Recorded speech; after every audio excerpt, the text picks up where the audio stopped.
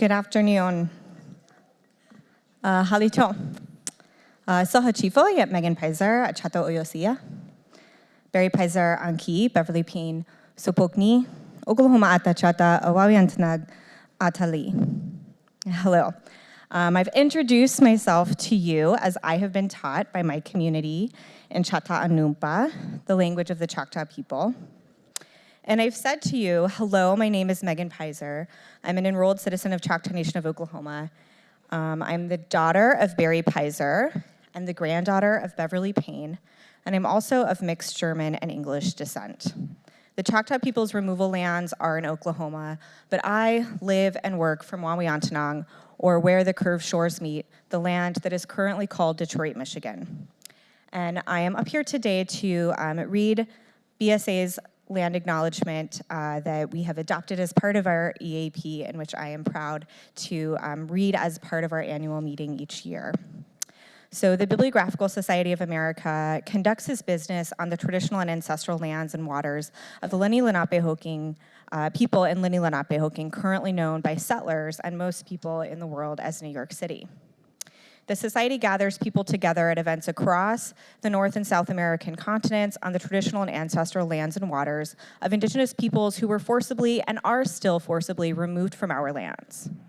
The BSA acknowledges the exclusion and erasures of Indigenous peoples in the places where we work and where we gather. The Society recognizes its identity as a cultural heritage organization with roots in predominantly white settler scholarship. The BSA's presence across space is tied to colonial enterprises in the Americas, particularly in academia, and this presence has led to the exclusion and erasure of Indigenous voices in our publications, past programming, and the composition of our membership committees and council. In order to address and rectify these absences, the Society is committed to the promoting and uplifting of scholarship in field of Indigenous bibliography, and by expanding financial support for fellowships, research, and events in this academic discipline. These ongoing efforts are part of the BSA's implementation of our EAP to inform all aspects of the Society's work. Recognizing that the Society's existence as an organization is intertwined with the benefits from settler colonialism, the BSA takes an active effort to make amends by supporting honoraria for the Nottinachok Lenni Lenape tribal nation in Lenni Lenape-Hoking. Because BSA has members all across the Americas, we encourage our constituents to support land-back initiatives in their communities by finding out what tribal community is tied to the land where you work and live, and donating to those local tribal communities if you are able. The Society is also committed to supporting Native lands by divesting our endowment from investments derived from fossil fuels and taking environmental, social, and governance considerations into account in our investing strategy. By pursuing fossil-free investing, the BSA seeks to mitigate the negative impacts of climate change that put the long-term preservation of material culture items at risk. Welcome.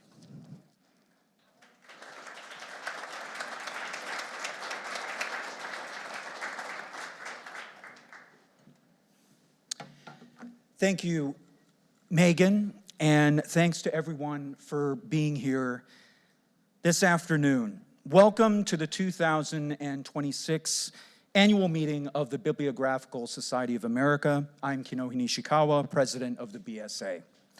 So first, I want to thank the Events Planning Subcommittee, chaired by Clara Drummond, for hosting an engaged and spirited morning of 3 concurrent sessions centered on the theme of bibliographical mysteries.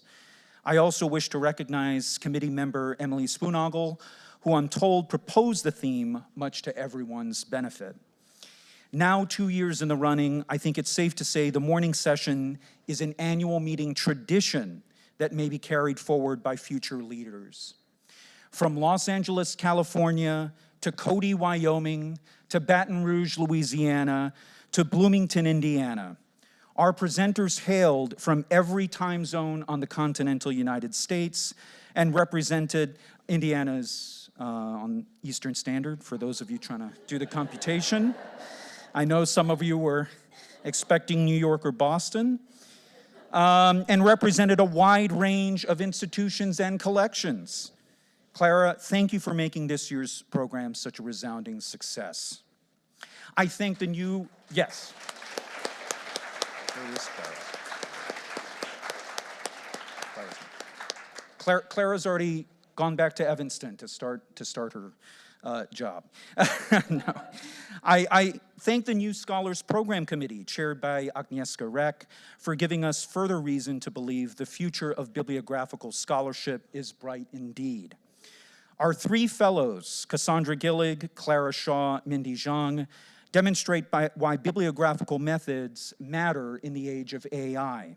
Simply put, description and analysis of material artifacts pose the kinds of questions that can never strictly be formulated by data crunching at scale. Their papers model what it means to do humanistic research today. The same can be said of our keynote speaker. Actually, thank you, Agnieszka.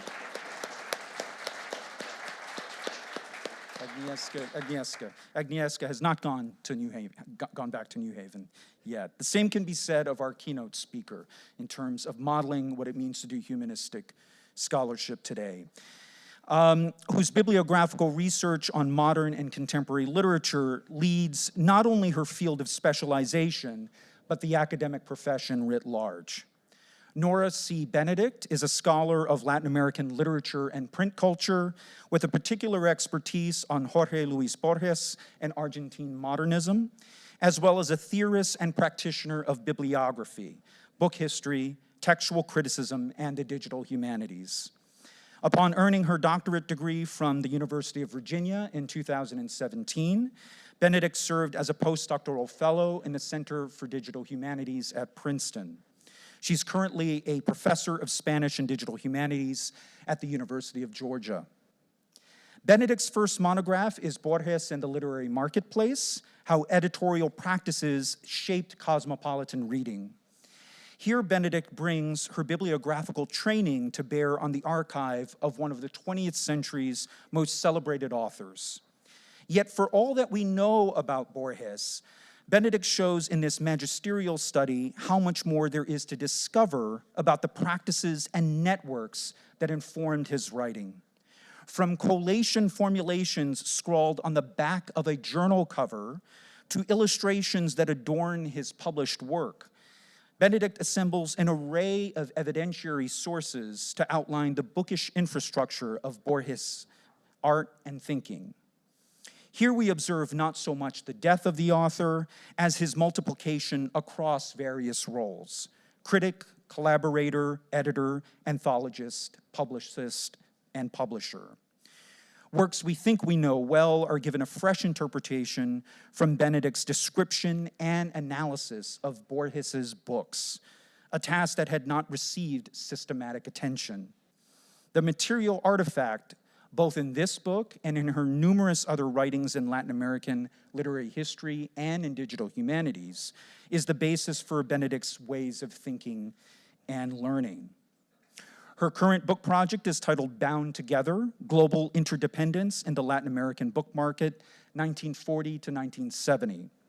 In my reading of its description, the book offers a revision of Casanova's World Republic of Letters from below, an inquiry into the dynamic back and forth of mid-20th century literary exchange, where margins and centers are replaced by networks and rhizomes. I'm grateful to Benedict for sharing her new research with us that's adjacent to this project on this occasion. There are few scholars in the field who write with postmodern Borgesian wit, whose paper title, Erle, Stanley, Gardner, and the Case of the Mexican Pirates, can double as one of its objects of study. More to the point, there's no scholar who bridges junior and senior bookish research, innovation and tradition, fresh interpretations, and deep citations than Nora C. Benedict. How lucky we are to have her address us this afternoon.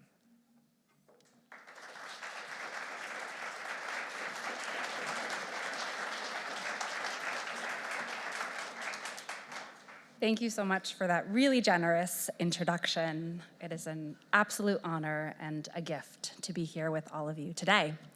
And I say gift quite literally, since the invitation to give this talk arrived in my inbox on my birthday.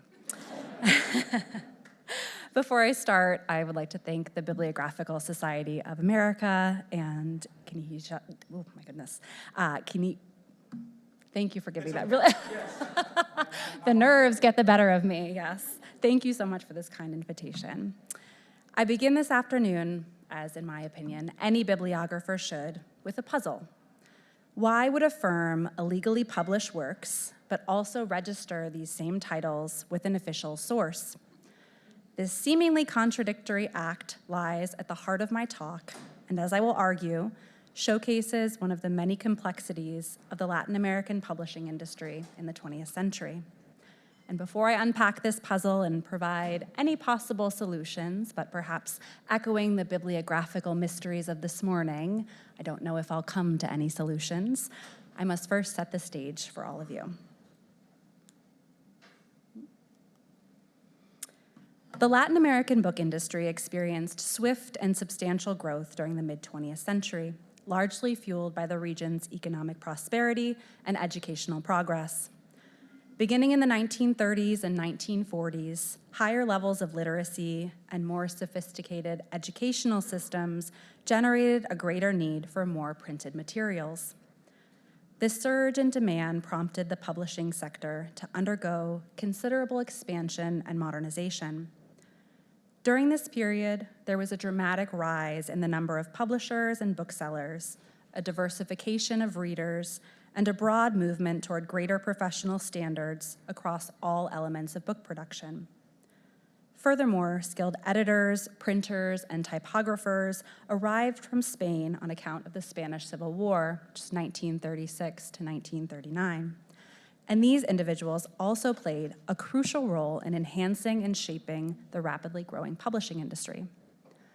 Part and parcel of this rapid development in the 20th century in Latin America is the emergence and proliferation of pirate publishers. Given the scant documentation and lack of archives for many of these firms, it is difficult to pin down the specifics of their operations and the extent of their piracy. And I should note that these archival lacunae, as it were, applies not just to pirates in Latin America, but also the publishing industry at large. Moreover, very few authors, agents, or publishing houses filed claims against the actions of these pirate publishers, since in most instances, any type of legal suit was considered, in the words of one firm, a costly waste of time. As a better way to understand the central role of piracy in the development of the Latin American publishing industry, I will examine a series of Erle Stanley Gardner novels pirated by Mexico's Editorial Diana as a type of case study. In particular, I will analyze their physical features to show how abstract legal and economic conflicts manifest in tangible objects. Through my findings, I will contend that these publishers were not simply evading copyright laws, but rather actively exploiting their international limitations and ambiguities.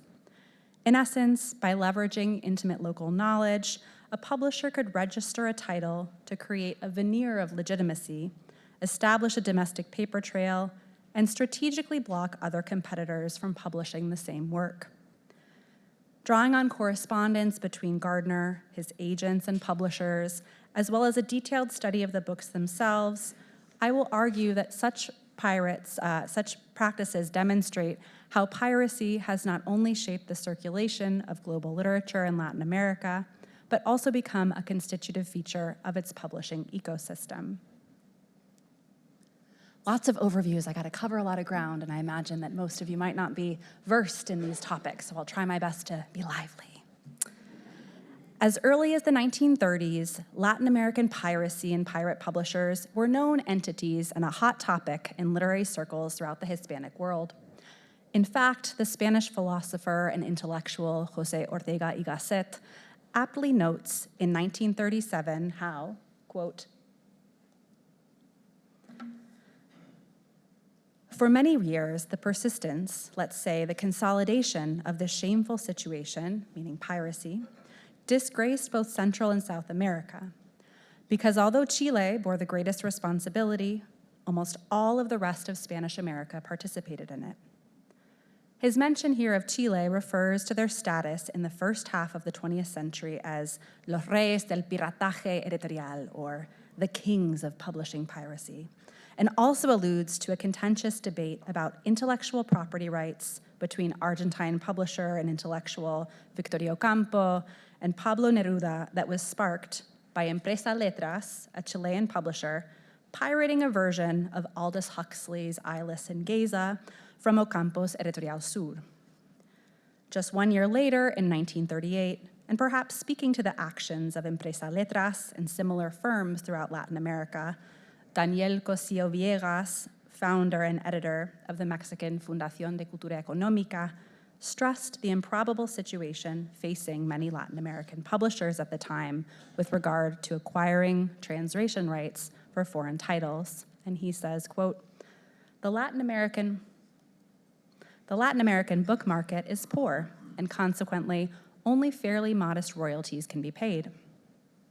Lawrence Smith, one of the most preeminent but also notoriously recalcitrant literary agents in Latin America, who will become a central figure in later parts of my paper, echoes these sentiments a few years later in 1941. And he says, quote, more than once, I have seen a publisher eager to buy the rights of a book which had only a momentary interest, unable to do so because his letters and cables were ignored, or because the owner of the rights asked for terms which were patently absurd.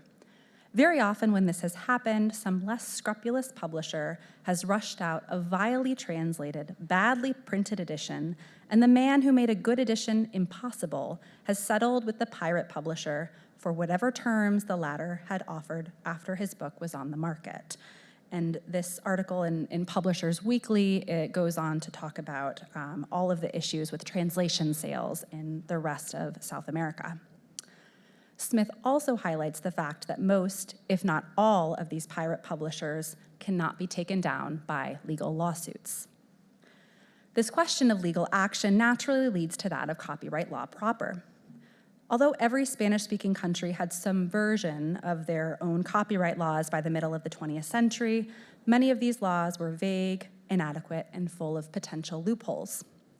Moreover, many Latin American countries did not become a part of international copyright conventions, such as the Berne Convention or the Universal Copyright Convention, until the latter half of the 20th century, thus limiting a number of their protections.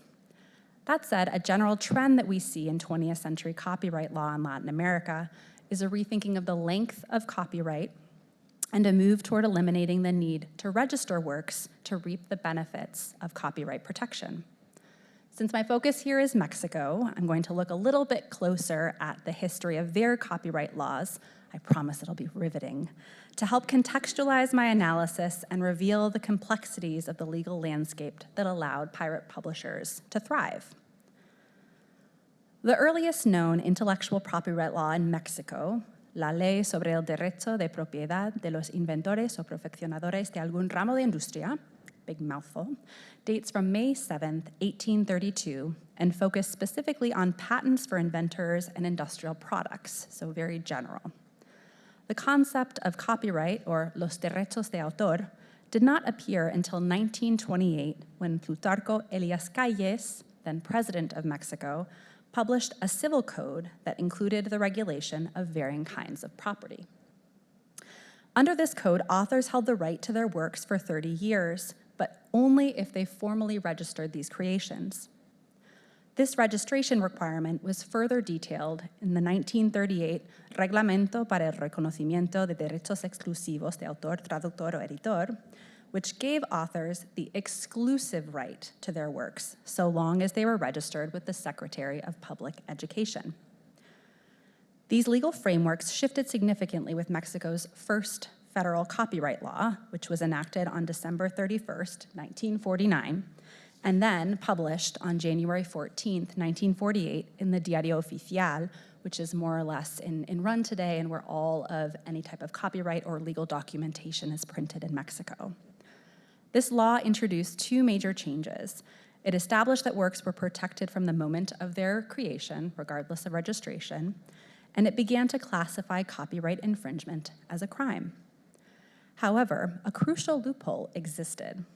Automatic protection was granted only to Mexican nationals or foreign residents.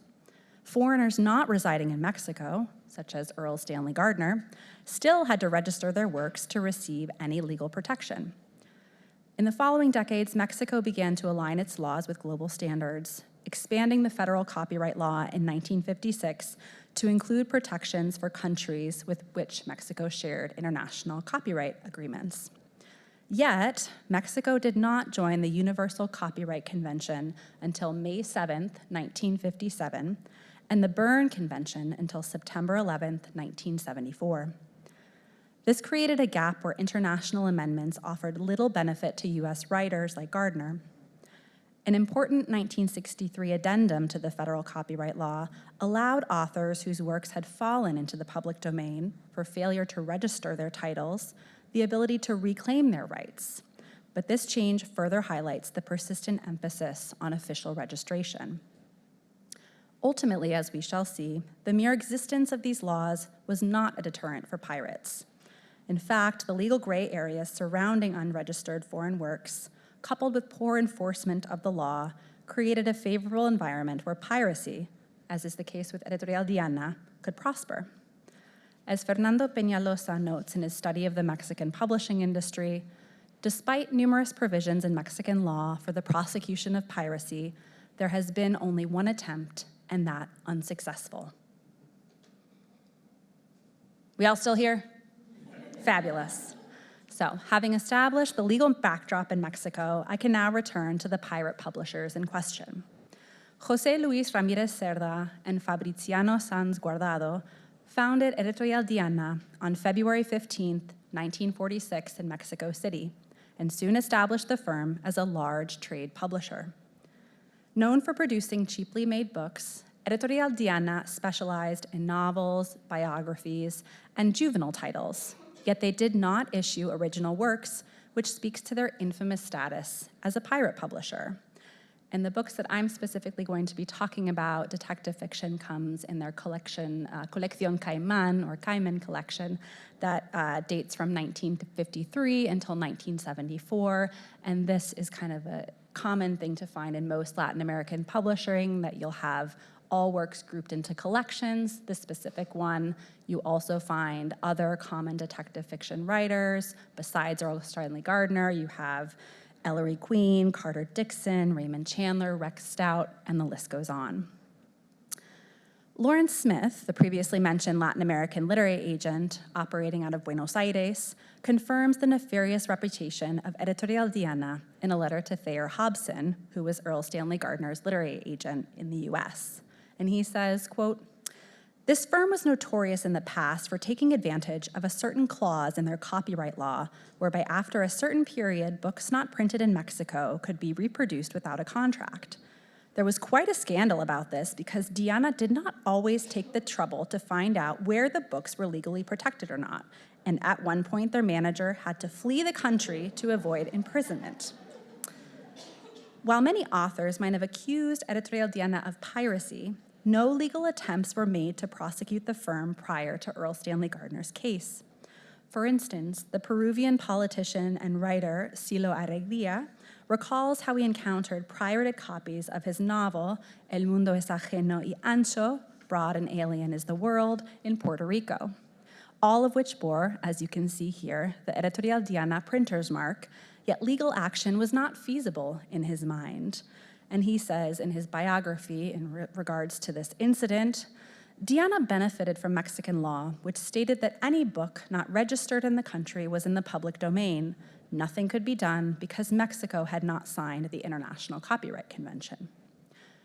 Given that Editorial Diana seemed to operate in legal gray areas, more often than not taking advantage of copyright loopholes, the few instances in which legitimate owners of rights came forward, the firm quietly withdrew their copies of the book in question and ceased publishing.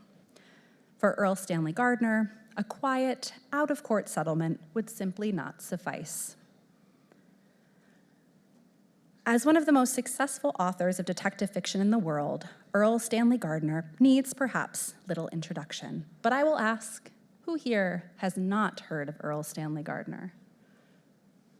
Fabulous. Don't worry.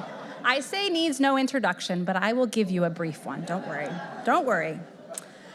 Gardner was born in Malden, Massachusetts in 1889, but his family moved to the West Coast when he was just 10 years old.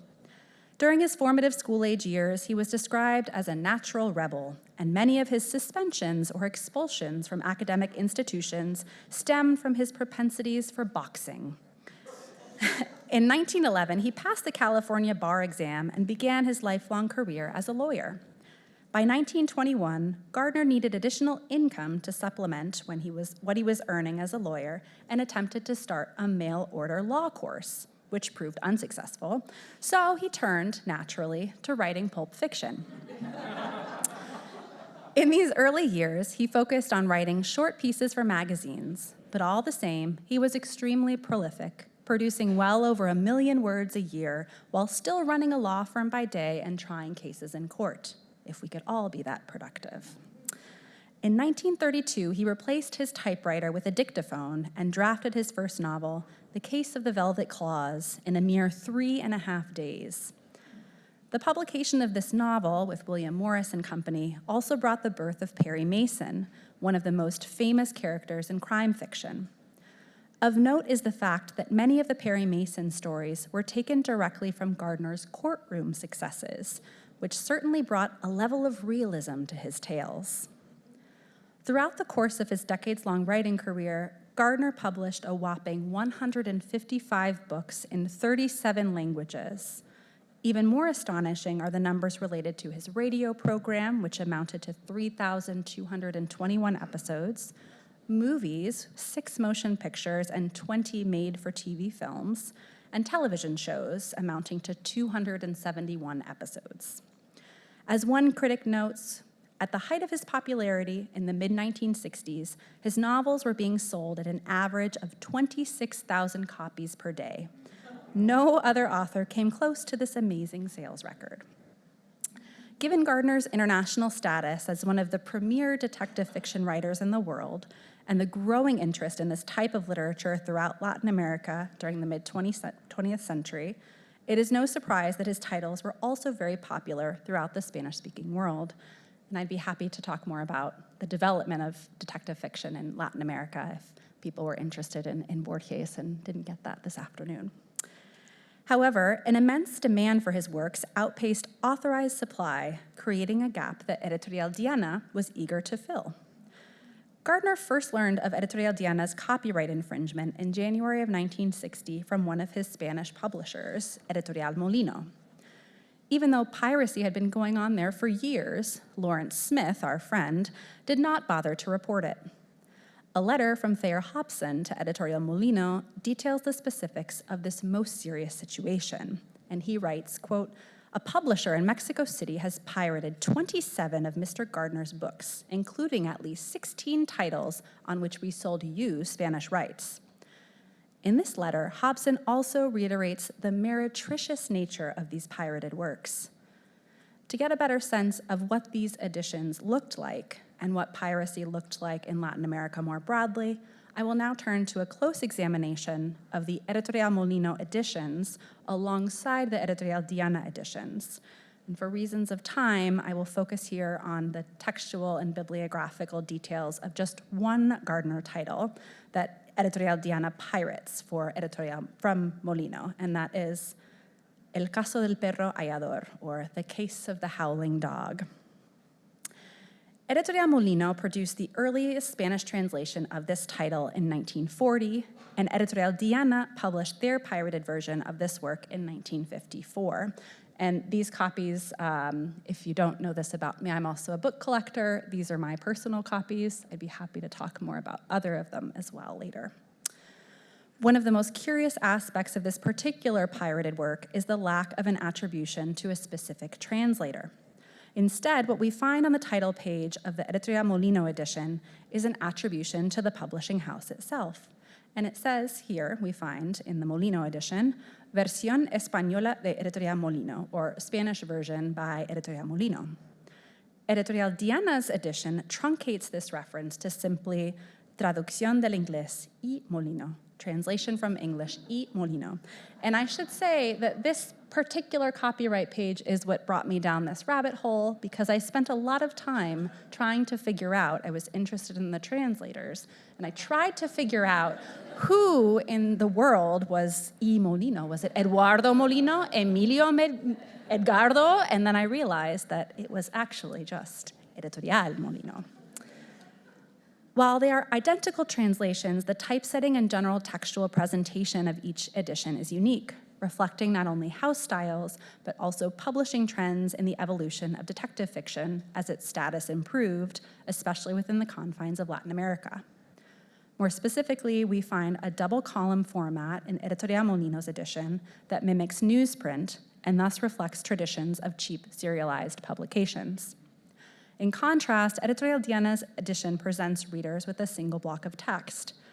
An additional textual difference is Editorial Diana's decision to use Roman numerals for the chapter numbers from the opening of the novel, as opposed to spelling out the chapter number as we see in the Editorial Molino edition.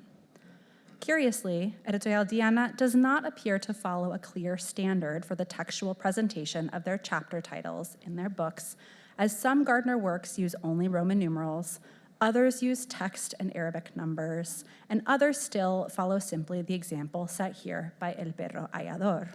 And to show you those here, some other variations, clearly speaking to their rapid desire to get these works out as soon as possible. All of these details highlight the fact that while Editorial Diana stole Editorial Molino's translation, they set their own type, coupled with the curious attribution of the text to one y molino. It is clear that Editorial Diana was trying to throw people off their piratical scent. Another difference that arises from the first pages of these editions is the use of illustrations throughout the Editorial Molino edition, illustrations which are absent from the Editorial Diana edition. The only visual elements included in the Editorial Diana edition are those on the cover. And similar, as we heard earlier, I guess, in kind of contrast to the Neolith here, the illustrations are simply interspliced throughout the text, full-page renderings of specific scenes in the novel that we find. And in terms of this cover art, although virtually all of the editions of Gardner's titles produced by Editorial Diana present quite unique cover art, there are several examples in which we see recycled imagery, which is precisely the case with El Caso del Perro Hallador. While there are clear differences between these two covers, we find a similar triangular composition of figures, and most strikingly, an almost identical rendering of the titular howling dog. And to zoom in on that. Even though the visual representation of a dog or wolf howling at the moon might be a stock image of sorts, the nearly identical rendering of the mouth, teeth, eyebrows, and the angle of the neck, not to mention their identical placement on each of these covers, and to put that back into perspective, suggests more than mere coincidence of artistic depiction. Editorial Molino went on to produce several other editions of this title in 1962 and again in 1981, all of which had differing cover art, but none of these were as similar as the original 1940 cover and that of Editorial Diana. While not as strikingly similar as El Caso del Perro Hallador, the cover art for Molino and Diana's respective editions of El Fiscal traza un círculo, or The DA Draws a Circle, also share visual elements. From the titular circle to the lines mapping out a city, we can see how Editorial Diana is borrowing not only Editorial Molino's translation, in this case by Guillermo López Ipkiss, but also many of their design elements. It is important to highlight the fact that Gardner and his estate were not the only parties affected by this piracy. Other publishing houses throughout the Spanish-speaking world that justly acquired the rights to translate and publish Gardner's works suffered from Editorial Diana's criminal actions. Along with Editorial Molino, several other publishers legally contracted the rights to publish Gardner's work with his estate, including Herpla, Planeta, and Plaza y Janés. In fact, the Spanish firm Plaza y Janés mentioned in a letter to Thayer Hobson that the Gardner pirated editions produced by Editorial Diana were distributed in Spain as well as in Mexico. As such, they note how, quote, the piracy of Diana means a considerable loss and interferes with the sale of our editions. Outside of Spain, a number of Latin American publishers also held contracts and legal rights to Gardner's works. These firms included Acme Agency in Buenos Aires, W.M. Jackson, which operated in various countries throughout Latin America, but their base was Buenos Aires, Hachette in Buenos Aires, and Zigzag in Chile. While the previous examples focus on pirated titles whose translations were also pirated, there are instances in which Editorial Diana publishes new translations of Gardner titles without authorization. Even though Gardner presumably lost a great deal of money from these pirated editions, he was above all worried about the horrific translations that Editorial Diana produced. And he says, quote, what I am primarily concerned with is the question of stopping the sale of poor translations. Apparently, some of these translations are horrible messes thrown together for the purposes of capitalizing on the character of Perry Mason. In light of the extreme popularity of the Perry Mason show in Mexico at this time, Gardner had just cause to be concerned about these translations. In the words of Hobson, quote, the translations are so meretricious that they reflect on his standing as one of the world's most important mystery writers, and their exploitation does him serious harm. As Gardner writes to Smith, quote, I have been advised by Mexican friends that the translations of these books are such as to do the character considerable damage. By way of example, and I should note that this is a brief example for reasons of time, we might consider the case of The D.A. Cooks a Goose. The titles are wonderful. Juan Ochoa translates this title for Editorial Diana as El Fiscal aprieta las clavijas. José Mallorquí Figueroa provided the first Spanish language translation of this title for Molino, or rather the first authorized translation, yet the translation is quite different, which is apparent from the title itself, which here is rendered as El Fiscal salva el escuello. Generally speaking, we find a textual parallelism or closeness in wording throughout the Editorial Diana translation, while in some instances it might produce a more faithful rendering of the text. At other times, it skews the meaning, which is more clearly conveyed by Editorial Molino's broader interpretation of Gardner's language and overall meaning. Think here, Google Translate. Take, for instance, the following example drawn from the first chapter of the novel. In the original title, we have, for weeks now, the desert winds had blown intermittently, and the rains had held off. Men's nerves were worn raw. And here, I guess this gets a little tricky because I'm going back and forth like a telephone game with the Spanish to the English to the Spanish to the English, but bear with me. In the Molino, we have, for several weeks, the wind had been blowing intermittently, and not a drop of rain had fallen. Everyone was on edge. And Diana, we find, for several weeks, the wind had been blowing intermittently, driving away the rains. The men's nerves were shot. While the first sentence here is nearly identical across all three texts, the most striking variation appears in the second sentence. In particular, we find that the Diana version, in relying on a much more literal translation of the English, has failed to capture the true meaning of Gardner's words. A more detailed analysis of the divergences in translations is out of the scope of my talk, but I wanted to at least include one example to highlight how Diana's piracy was more than just an issue of dollars and cents for Gardner, although I should say that he, according to his records, spent close to $16,000 in lawsuits in 1966, which amounts to roughly $160,000 in today's world. At this juncture in my narrative, I want to return to the initial puzzle that I presented for all of you, since it perfectly describes the situation between Gardner and Editorial Diana. More specifically, looking to legal records in Mexico City reveals that Editorial Diana registered their published works, even those that were clearly pirated, with the state. In the Diario Oficial, we find that the first title that Diana registers is El Fiscal traza un círculo, or the DA draws a circle, in January of 1954. And I should note here that the copyright registers printed 2 months after the fact. So this was recorded in January but did not appear printed until March. and we see here that it cost them 15 Mexican pesos.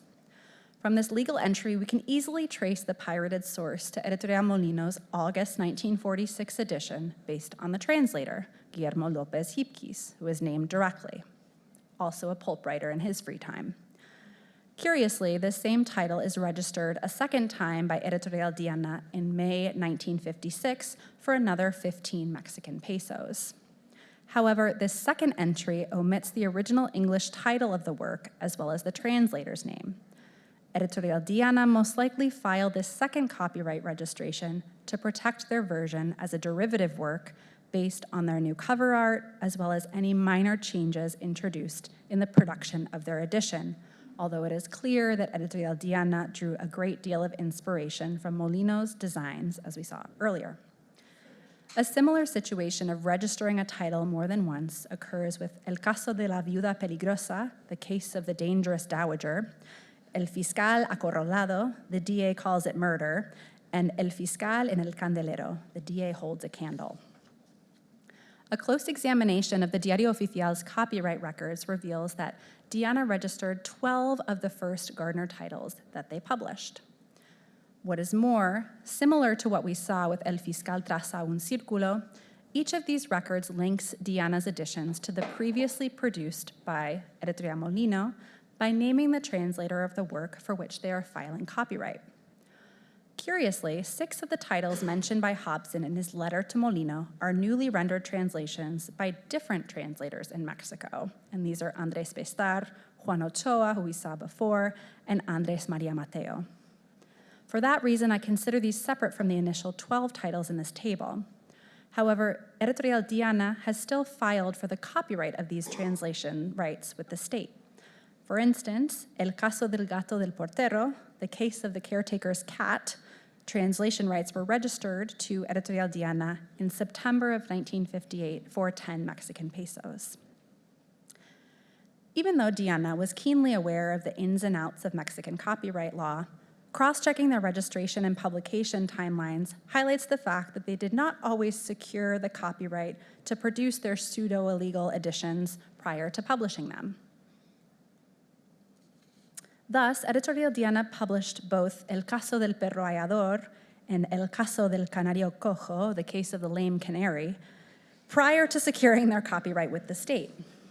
More specifically, the first edition of El perro hallador was published in March of 1954, but the copyright for this title was not filed until July of that same year.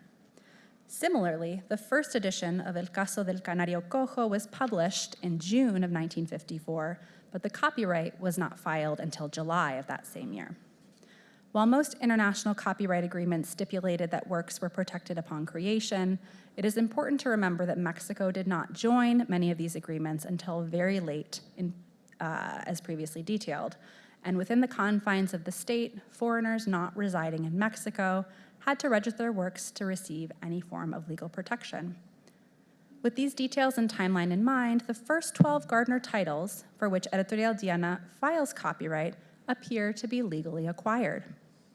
Editorial Diana stresses their legitimate acquisition of these titles in a letter to Gardner's legal team, stating that they, quote, have not committed any violation to Mr. Earle Stanley Gardner's rights.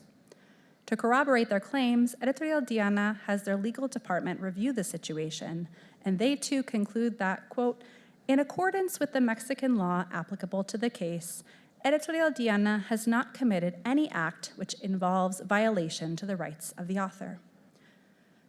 Editorial Diana's legal counsel adds that, quote, it would be tedious and complicated to make a detailed exposition of the reasons on which this legal opinion is founded. And they recommend that Gardner hire a Mexican attorney in situ if he wishes to proceed with the piracy claims.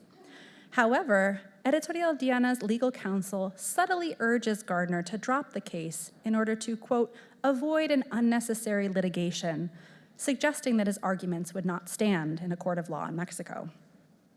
When viewed together, all of these details make for a complex legal case that operates in the gray areas and loopholes of international law. On January 28, 1964, Miguel Escobedo, who was functioning as that in situ Mexican lawyer for Gardner, wrote to Thayer Hobson to share the positive outcome of their legal case. And he writes in this letter, quote, "I hereby have the pleasure to inform you that yesterday the district attorney took action against Editorial Diana and ordered the consignment of the officers of said company in the 3rd District Criminal Court of the Federal District. As a result of this outcome, Escobedo, quote, hopes to obtain the order from the judge to arrest the officers of Editorial Diana and to collect all the books published by Editorial Diana and written by Mr. Gardner." While this was welcome news for Gardner and his estate, 2 years later, we learned that this decision was appealed, and even more concerning, that Editorial Diana was most likely politically well connected. This was a general fear of Gardner's from the start. However, Gardner's legal counsel in Mexico felt that it was propitious to continue with the case for 2 reasons.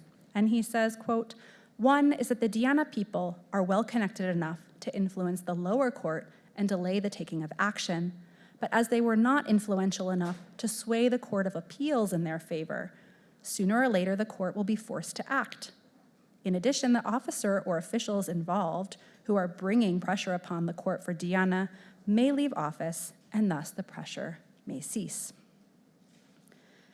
In an article in the January 1967 issue of the Atlantic Monthly that provides a biography of Erle Stanley Gardner, it suggested that this case went on for even longer than the paper trail.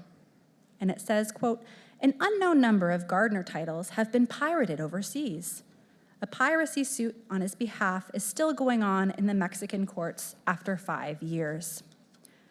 However, there are no details about Gardner's case against Editorial Diana in the archives past 1966. In fact, the somewhat ominous last lines of a letter from Gardner's lawyers to his literary agent capture the situation almost perfectly. And they write, quote, "The only really fuzzy area remaining is that of our chances of finally prevailing in the action." While somewhat anticlimactic in nature, this ambiguity highlights the complexities of international copyright law as well as the difficulty of tracking instances of piracy. While Gardner's legal battle became mired in appeals and political influence, the mere existence of his lawsuit exposed the structural flaws of the market. His case serves, therefore, as far more than a colorful anecdote in history. It functions as a powerful lens, clarifying the central paradox of the Latin American publishing industry, the seemingly contradictory act of an illegal publisher simultaneously seeking official registration. This puzzle reveals that piracy was never a simple external threat, but a complex, quasi-institutional force operating in parallel and often intertwined with the formal market. Gardner's struggles illuminate how this informal industry was present from the explosive growth period of the 1930s and 1940s, actively shaping copyright debates, establishing alternative distribution networks, and responding to a public demand that the nascent formal industry could not or would not meet. This historical foundation is essential because it persists even today.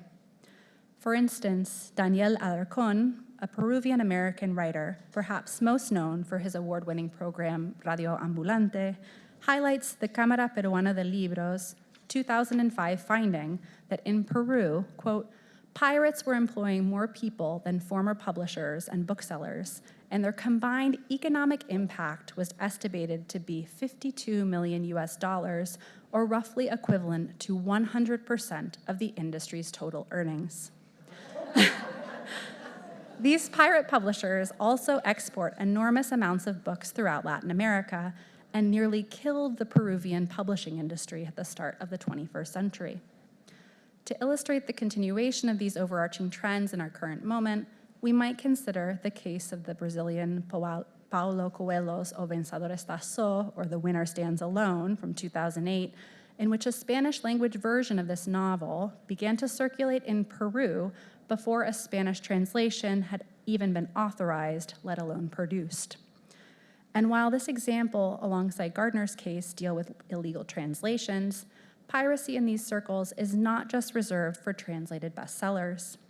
In fact, one of the most notable Latin American piracy cases in recent years involved the last novel or novela of the most notable author, potentially, Gabriela Garcia Marquez, in his lifetime, which is Memorias de mis putas tristes, or Memories of My Melancholy Whores from 2004. As one headline cleverly phrases it, this amor en los tiempos de la piratería, or love in the time of piracy, caused Gabo to change the last chapter of his work and release it a week earlier than anticipated in order to curb Colombian pirate publishers and distinguish the legal or official version of his novel from unsanctioned copies. In essence, the structures and justifications visible in Gardner's time find their modern echo in the sprawling informal book markets of Latin America and the enduring romantic myth of the pirate as a Robin Hood figure, as articulated also by Alarcón. Ultimately, the Gardner case demonstrates that piracy was not merely an obstacle to the development of the Latin American publishing industry. It was and continues to be a constitutive element. It is woven into the industry's very DNA, helping to define its unique relationship with legality, its methods of production, circulation, and distribution, and its response to the region's enduring hunger for knowledge, a complex legacy that continues to shape the literary landscape today. Thank you.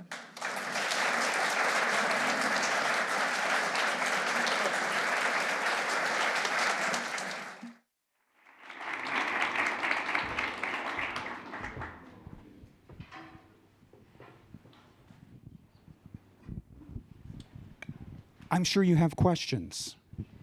And we'll get to those because the room is filled with scholars, bibliographers, librarians, and specialists of piracy, of copying in all periods. And I'm looking forward to hearing how your insights might bear on the particular case of Latin America.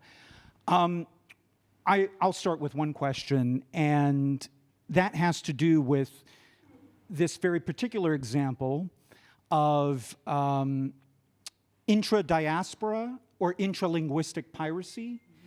And I suppose another way of putting this is I'm fascinated by Editorial Molina's response to having their work stolen by Diana, because it strikes me that this research opens up a more careful understanding of publishing within Latin America as much as Gardner's relationship to Diana. I note that Molina is based in Barcelona and Buenos Aires, two literary capitals of the Spanish-speaking world.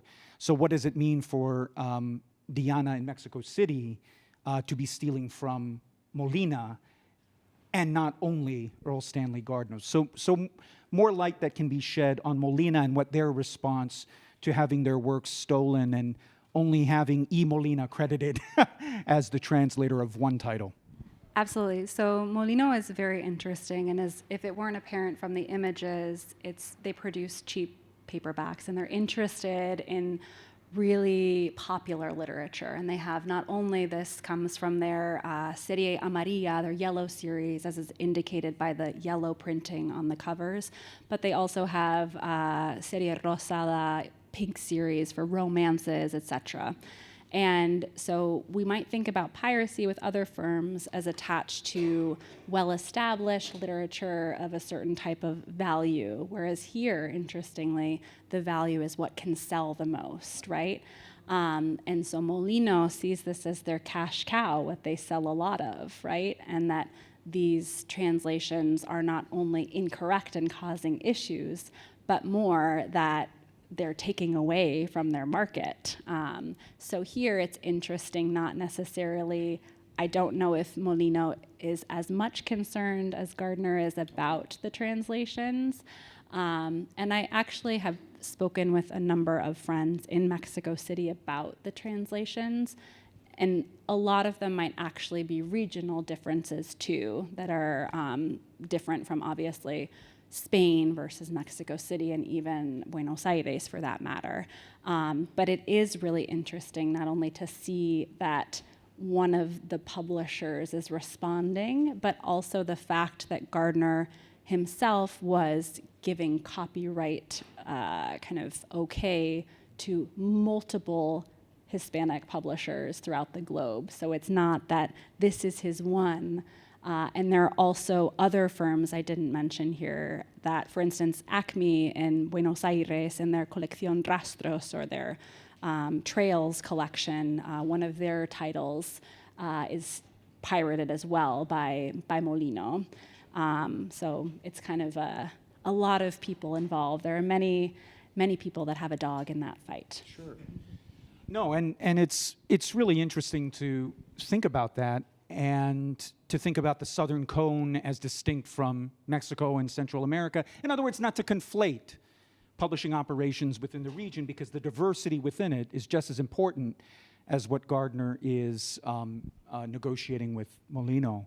And I should say on that note that also, I don't believe I mentioned this, but at the height, the golden age of publishing in Latin America, we see two main epicenters emerge, one being Buenos Aires and the other being Mexico City. So Mexico City is also very important in the publishing scene as well.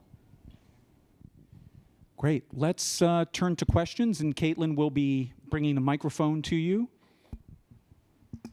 Thank you so much. That was a fascinating talk. So one of the questions that I have... Oh, I'm so sorry, Terry. I'm Liz Ott. Hi, Liz. It's great to see you. The registration of the copyrights or of the publishing by Diana, I wonder if you could talk a little bit more about their catalog. Are they only producing piracies, or do they have legitimate publications as well? Is it a mix within their pulp series? And then I have the same question about Molina and these other publishers. To what extent is it a mixed market where you're just publishing things to capture the market, whether or not you have a gray area, or you actually can be legitimately publishing it? Or is it really kind of more segregated, where some publishers are pursuing piracy as their main source of income, and others are really trying to work within kind of legitimate circles? That's a wonderful question. Thank you so much, Liz. And I would say that it's both and all of the above, yes and no. It's very hard because of the lack of archives for these publishers. So there aren't archives for Editorial Diana. You can't just march down like your Little Browns, and I'm looking at Michael Winship here, your Houghton Mifflins, and get all of the archives for these publishers, right? It's something that you mainly have to figure out through the books themselves, or if you happen to find someone whose aunt knows the person whose mother was involved with this other person who happens to have a cache of documents in their attic, and they will maybe let you see them on Tuesday afternoon if you're free. So that makes it hard to figure out legal things, but also what their main operations were. If you don't, and also these books, while there are a lot of them and I don't have that much trouble finding them, it can create problems of acquiring them to look at. But in terms of the question of what else they're producing, Diana is known in all circles as being pirates, right? And they're only publishing works that have been published by other people. Whether or not everything that they produce is technically pirated is hard to say. I would have to look through, and they are producing large amounts. But as I said, the instances in which other people have come forward, there's a publisher in Buenos Aires, Editorial Iman, who realizes that they stole one of their authors' works and is publishing it, and they approached them and they just took all the books off the market, and that was the solution. So I think that in their case, and there are other similar firms in Latin America, Chile is notorious for this, but also in Mexico, other firms. And so you have the model of Diana that's resetting type and trying to make it look like something that's legal and new, whereas there are others that are just kind of copying the exact plates and from other individuals. And so that's happening quite rampantly. And in the terms of Molino, they have contracts with the firm, and they are trying to go through more, I guess, established channels. And a lot of the differences potentially in the transatlantic distinctions might be the ages of the industries and what they're what they're doing, but we do find that there are, as Kinohi mentioned, that El Molino has branches. They have a very important branch that opens in Buenos Aires in the 40s, where they're producing their Serie Amarilla in Argentina proper. Right here. Thank you. Yes, on the Jim Perricone, on the step towards book publication, were there in either country, either in Mexico or any of the places of origin, serial publication in newspapers or magazines of fiction? Because because I have another language between Italy and the U.S. where serialized fiction took place in Italy in the 1860s and 70s and began in the 1870s or so in Italian newspapers in America. Did you have that on the way as a sort of spur towards the book buying? Yes, so I don't work on that exclusively, but there is absolutely in the 19th century serialized publications in Spain is very common. Folletines are super prevalent throughout serialized novels. You also find this throughout Latin America, in Mexico, Venezuela, Chile, Argentina, etc. And you find later instances of this also. I have an article that has to do with a 20th century iteration of this in Argentina, but it is a common trend that you see throughout the Hispanic world. And it was part of the development of a new class of readers, middle-class readers. Absolutely, absolutely.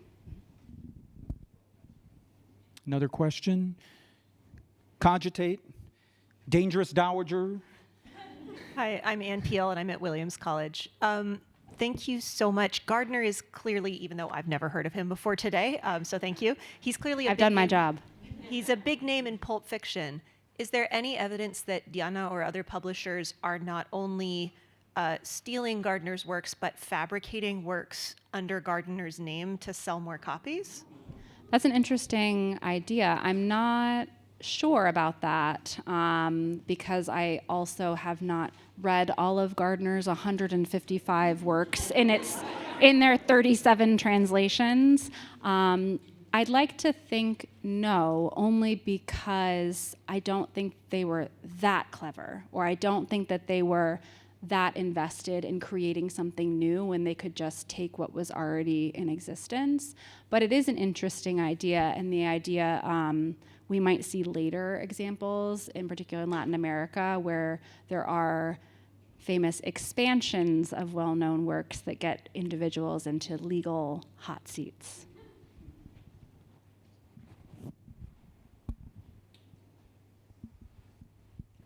Erle Stanley, Gardner was, I presume. I beg your pardon. I'm Terry Bellinger. University of Virginia.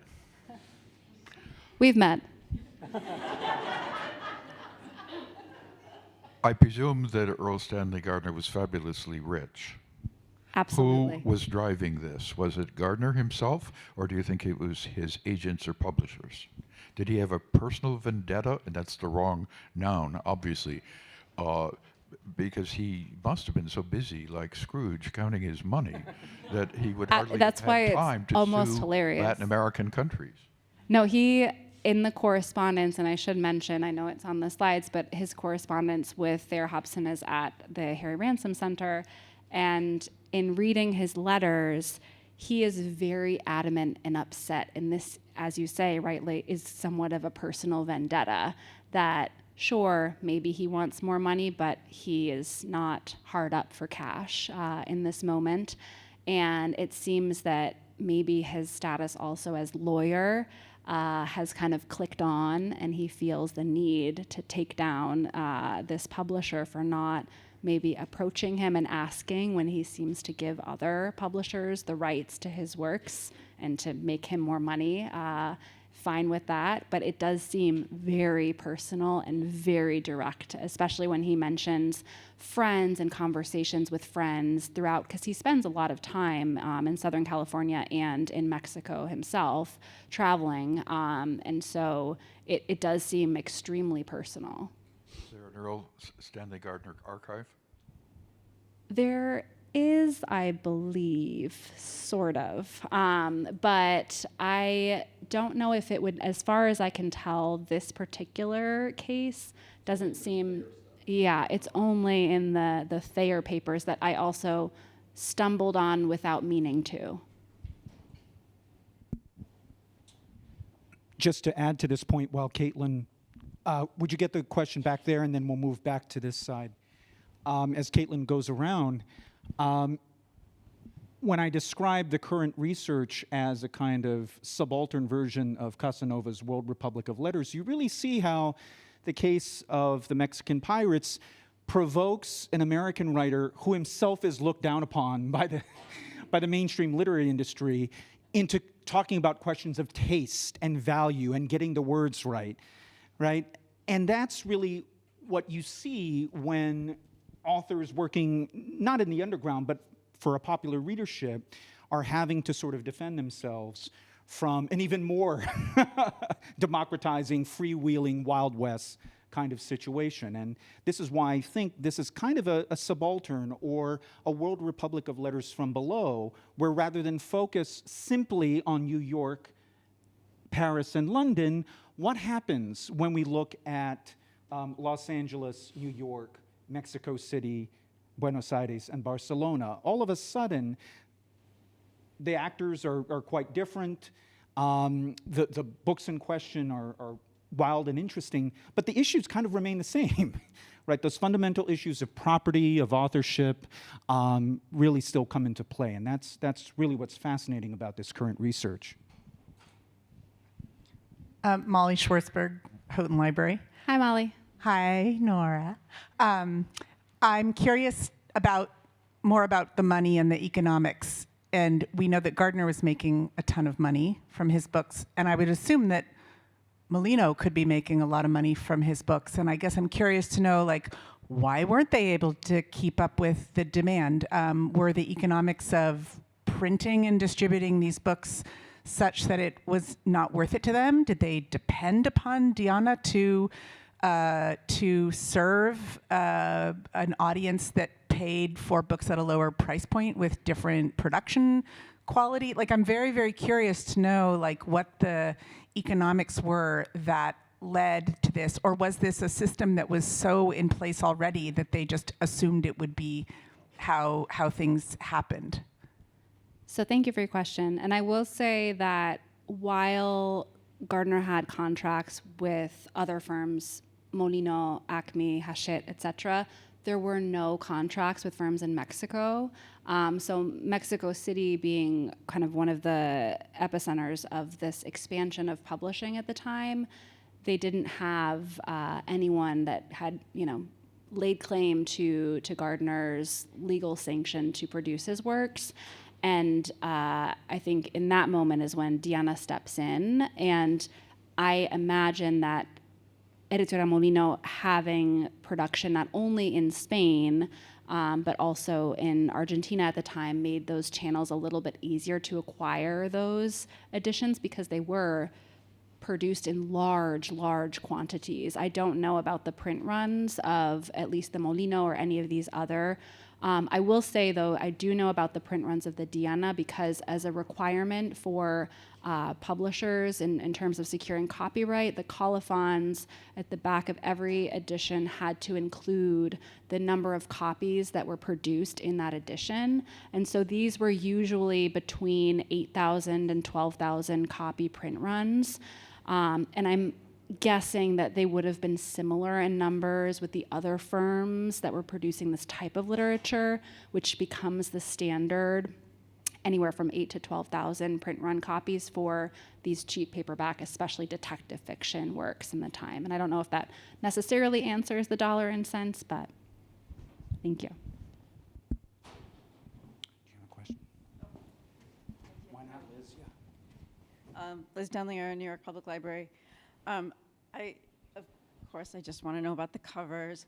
But I was struck by the Siri Amarilla because we all know the yellowbacks from mid-Victorian Britain, but I was just curious if you could say more about A, so there's the yellow series and the pink series. There's also a blue one. And was the Biblioteca Oro a wider thing under which the other series fell? And finally, are these paperbacks like as we know them now, or are they that very thin card that you see sometimes? So the Molino ones, they're almost a newsprint, and I kind of was trying to get at this with the double column that you see in the presentation of the text. They are very, very thin newsprint, and they're almost the size of a 8.5 by 11 piece of printing paper. So they're larger in comparison to, as you say, our traditional paperback. And the question of the covers, so there's the yellow, and then there's the pink, and then there's the blue. But Molino has not only those, but then they have series upon series upon series. And this, in the Hispanic world, the kind of proliferation of series and collections in which things are cataloged gets quite complex. And we find this especially in Molino, that one title might appear in a Serie Amarilla, and then later it's in a Biblioteca de Bolsillo, a pocketbook collection, the same work kind of reproduced in different packaging and format, and then reproduced again in another series that they still, so they're kind of making most use of these contracts, I would argue, and so they're changing forms for different types of readers. So there's the one that the Serie Amarilla, these are 90 pesetas, so they're really inexpensive of the time, but then you can get the more kind of hardbound pocket collection series of this, and so you have different versions and different, I guess, forms, and I don't know if that answers your question. That's pretty consequential, don't you think? I had assumed that the Molino were standard, what we would call mass market paperback dimensions, but in fact, and your point about illustration suggests to me they would look more like comic books. They would look more like comic books. So this is, whereas Sci-fi serials from that same time period have that look, and the newsprint. So Liz, your question opens up our thinking about the Buenos Aires versions as serialized or serial adjacent. Even though it was complete, the format really looks like a comic book or sci-fi serials. Especially with, weren't you interested in those illustrations? Like the but not just the covers, because Molino did illustrate them in the interior. They did, and Molino usually lists who not only their translators were, but also their illustrators. And so there you can trace who these individuals are. And in other projects, I try and trace these individuals, but they're often not recorded, not detailed. So it's a series of names that don't really have stories besides the fact that they were illustrating for these publishing houses. Questions? I'm Erin McGurl, Smith College, and Hi, Erin. it's nice to be on the illustration side of the room because I wanted to ask about the signed. I noticed that the cover paintings or illustrations were signed, and you did mention something about the cover illustration possibly changing or being repainted, and that having something to do maybe with the copyright. So if you could go into that a little bit more, and if this signing on the cover was common for the Latin American market. It's something that I see sometimes in American pulps, but certainly not always. So thanks. So I thank you for your question, Erin. And I think that you're referring to the Molino edition because, is it on both of them? It could have been my poor photography skills in my kitchen. But I do know that the Molino ones are usually signed, and also in the copyright page you find not only the translator's name, but then also the illustrator's name. And when I talked about cover changes, so similar to the previous question by Liz, was thinking more about how they're repackaged, and so each of them have different covers and physical formats that are speaking to the series and collections that they're in. Series and collections in Latin America, in the Hispanic world, are extremely understudied. And I have a a hopefully soon forthcoming piece that has to do with color coding of series, specifically a never written about Spanish publisher who predates Penguin and Albatross, and is doing very fascinating things with paperbacks and hardbacks in covers and color. But I would say I think that the illustrations are more kind of trying to speak to the different series themselves. One last question.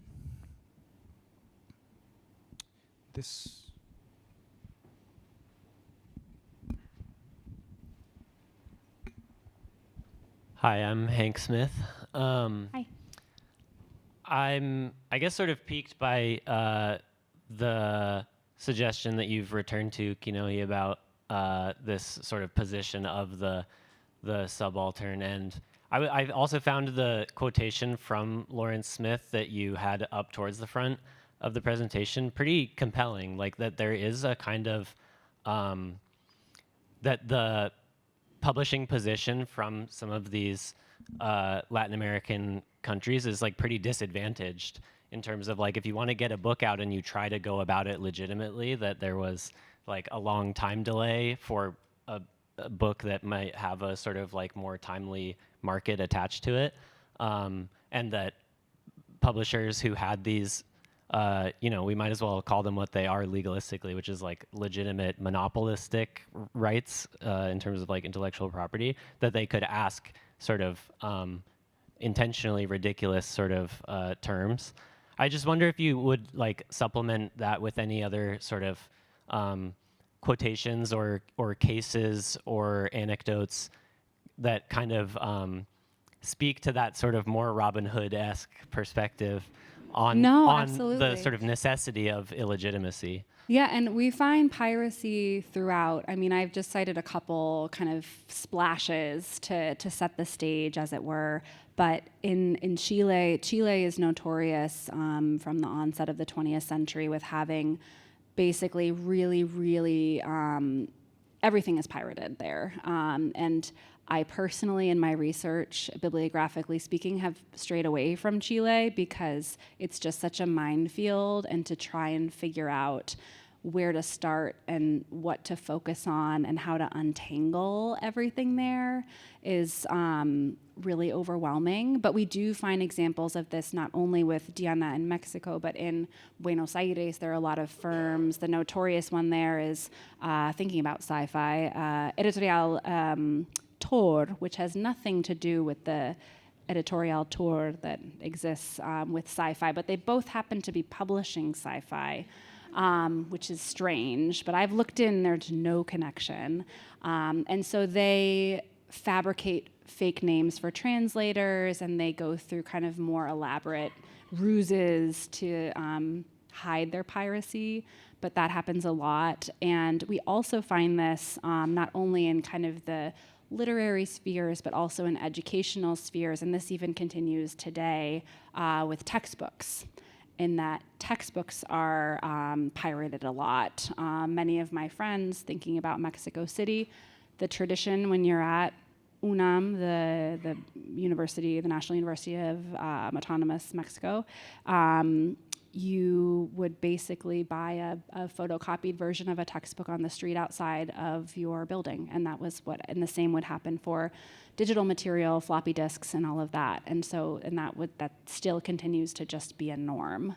And so it is kind of part and parcel, as I say, and it's hard to say. I don't think good and bad are ways to think about piracy in general.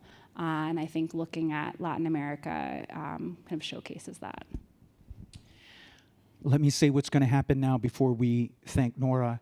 We're going to take a 30-minute break, refresh with coffee, refresh with snacks. Then we're going to come back for the annual meeting. You're going to want to stay here for that because we're going to find out the results of the election, among other things. And we get to thank all of you, many of you by name. So with that, please enjoy the half-hour break, and then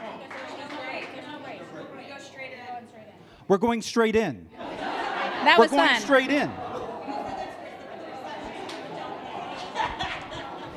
And that is my last act as president.